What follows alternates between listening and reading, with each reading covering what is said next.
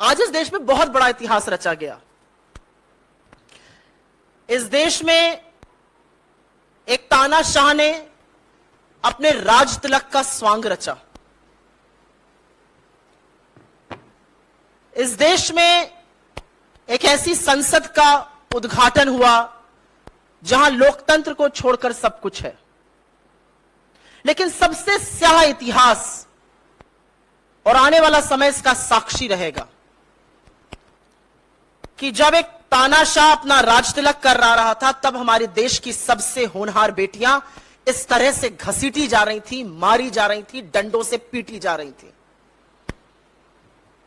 स्याह इतिहास ये और भी है क्योंकि बेटियों का बलात्कारी उस सदन में मौजूद था। बेटियों का बलात्कारी उस सदन में मौजूद था, उसका सम्मान हो रहा था और इस देश की बेटियों के ऊपर पुलिस टूट पड़ी थी। इनके छातियों पे मेडल रहता है, इनकी पीठ से वो पटकनी देती हैं। उन छातियों पर आज बूट थे, पीठ पर डंडे थे और पुलिस उनको ऐसे खींच रही थी कि कोई वो दुर्दांत आतंकवादी हो। आज इस देश में वाकई में इतिहास रचा गया है। हाथापाई करी गई उनके साथ। और ये क्या कर रही थी लड़कियां? 1 महीने से ऊपर इस देश की सबसे होनहार, सबसे वीर बेटियां जंतर मंतर पर बैठकर आपसे न्याय की गुहार कर रही हैं। न्याय देना तो दूर, आपने उनको आतंकवादी घोषित कर उनके साथ यह दुष्चार किया है। कुछ सालों पहले एक दिवंगत प्रधानमंत्री ने आज के प्रधानमंत्री से राजधर्म की बात करी थी।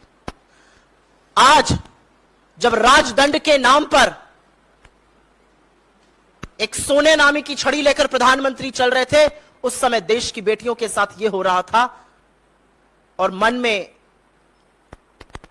एक सवाल जरूर उठता है कि क्या तानाशाह इस कदर सत्ता के अहंकार में चूर्ण है कि उसको कोई फर्क नहीं पड़ता है?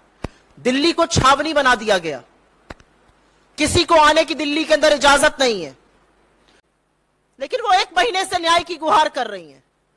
और न्याय के नाम पर सिर्फ और सिर्फ सरकार की चुप्पी और ये जो आज बर्बरता हुई है, ये नजर आ रही है। कुछ लोग पूछते थे और आज ये सवाल अपने आप में ज्यादा बड़ा हो जाता है कि भारत जोड़ो यात्रा का मतलब क्या है? क्यों कर रहे हैं आप लोग भारत जोड़ो यात्रा? देश टूटा ही कहां है? आपको ये टूटा देश नहीं दिखता है?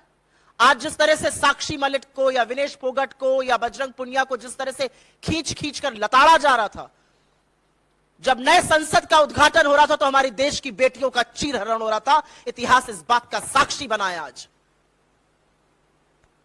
और अगर यह देखकर भी एक सभ्य समाज चुप रहेगा तो वह समाज सड़ चुका है, गल चुका है। उस समाज को अपने आप को सभ्य कहने का कोई अधिकार नहीं है।